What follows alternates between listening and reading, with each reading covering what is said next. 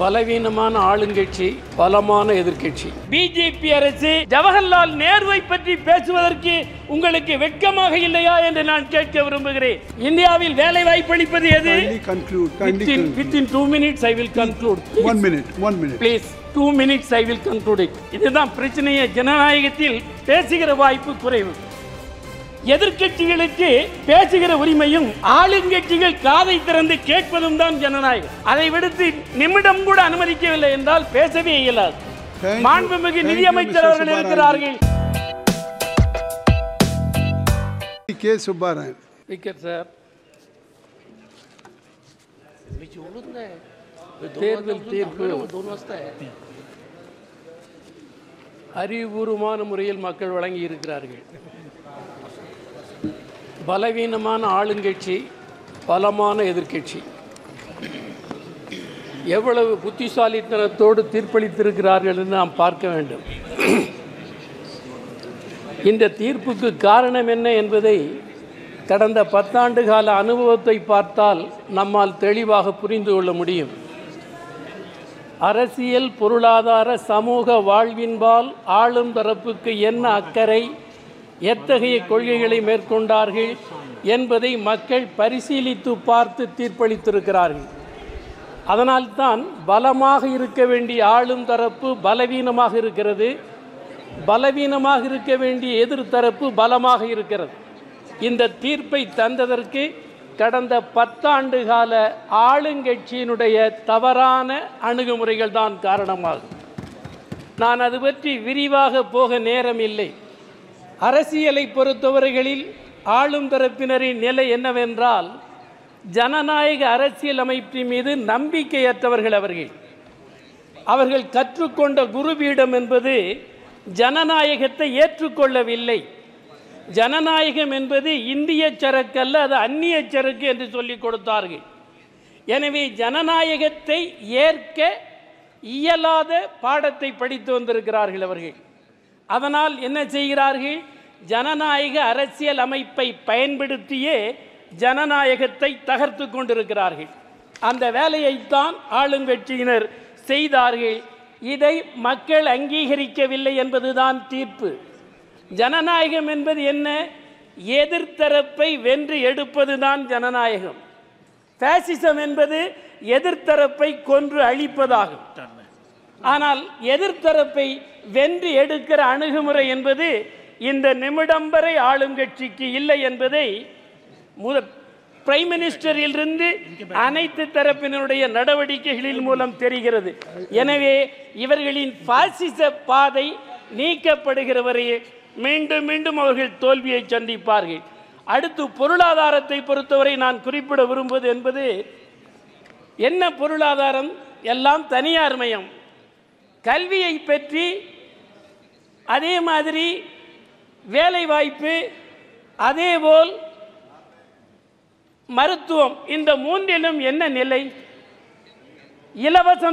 இலவசமாக தர வேண்டிய ஒன்று கல்வியை தருவதும், அதே மாதிரி வேலை வாய்ப்பை தருவதும், மருத்துவத்தை தருவதும் அரசின் பொறுப்பு.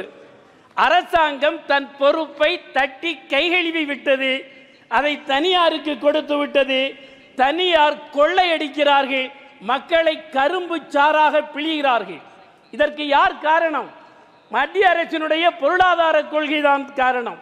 எனவே பொருளாதார கொள்கை, FDI, அதேபோல் உள்நாட்டு கார்ப்பரேட்டுகள் கொள்ளையடிப்பதற்கும் சாமானிய மக்கள் அதற்காக தங்களை உழைப்பை பயன்படுத்திக் கொள்வதற்கும் பயன்படுகிறது. எனவே பொருளாதார கொள்கை அந்நிய கம்பெனிகளின் கொள்ளை காடாக இந்தியா மாற்றப்பட்டு விட்டது. கடல் வளம், நிலவளம், மலைவளம், சகல வளங்களையும் அந்நிய கம்பெனிகள் கொள்ளையடிக்கின்றன. இன்றைக்கு இந்த கொள்ளைக்கு வழி ஏற்படுத்தி கொடுத்த கொள்கை தான் ஒன்றிய அரசின் பொருளாதார கொள்கை.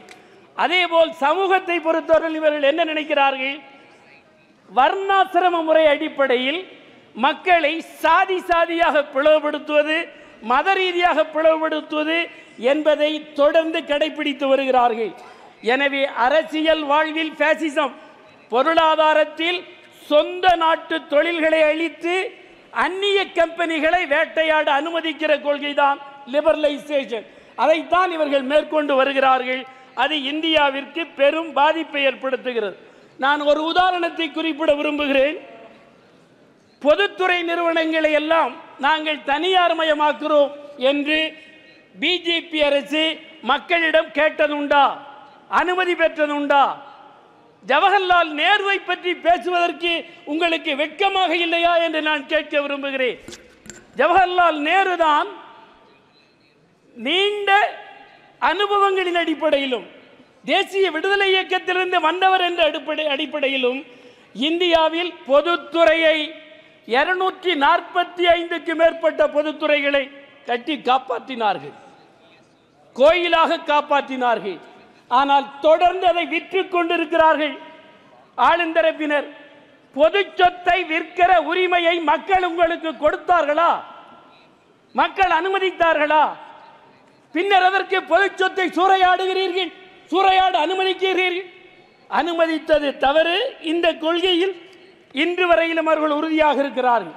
இவ்வளவு தவறுகளை உணர்ந்துதான் மக்கள் தீர்ப்பளித்தார்கள். இதற்கு யாரெல்லாம் கூட்டணி? எலெக்ஷன் கமிஷன் பிஜேபியோடு கூட்டணி, அதேபோல் இடி, ஐடி, சிபிஐ எல்லாம் கூட்டு சேர்ந்து பலவீனப்படுத்தினார்கள் எதிர்க்கட்சியை. ஆனால் மக்கள் பலப்படுத்தினார்கள்.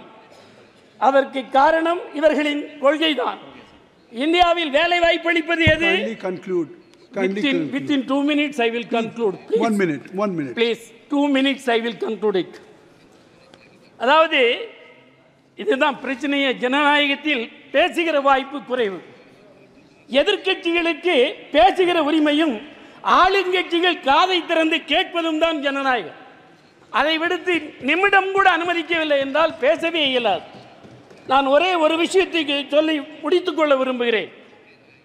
தொழிலாளர் விவசாயிகள் நிலைமை பற்றி இந்த அரசுக்கு என்ன கண்ணோட்டம்? இந்த 4 சட்டங்களையும் ரத்து செய்ய வேண்டும், தொழிலாளர் விரோத சட்டங்கள். அதே மாதிரி விவசாயிகளுக்கு WTOவில் என்ன ஒப்பந்தத்தில் ஒப்புக்கொண்டிருக்கிறீர்கள்? அந்த ஒப்பந்தம் தேச விரோதம் அல்லவா? விவசாயத்துக்கு விரோதம் அல்லவா? அவற்றை எல்லாம் இவர்கள் ரத்து செய்ய தயாராக இல்லை. நான் இறுதியாக ஒன்றை சொல்லி முடிக்கிறேன், நேரம் இல்லாததால். only one minute. அதாவது இவருடைய வரி விதிக்கிற கொள்கையை பாருங்கள். எம்பிக்களுக்கு வழங்கப்படுகிறது 5 கோடி, அதில் 90 லட்சம் ஜிஎஸ்டி. யாருடைய பணம் இது? அரசின் வரி பணம், மக்கள் அரசுக்கு கொடுத்த வரி பணம். அதை மக்கள் பிரதிநிதிகள் மக்களின் தேவைகளை நிறைவேற்ற ஒதுக்க பயன்படுத்தினால் அதற்கு 18% ஜிஎஸ்டி, 90 லட்சம் போய்விடுகிறது. இது சரியல்ல, இதை ரத்து செய்ய வேண்டும். மாண்புமிகு நிதியமைச்சர் அவர்கள் இருக்கிறார்கள், எனவே அவரை தங்கள் மூலம் இந்த அவையின் சார்பில் கேட்டுக்கொள்கிறேன். வணக்கம்.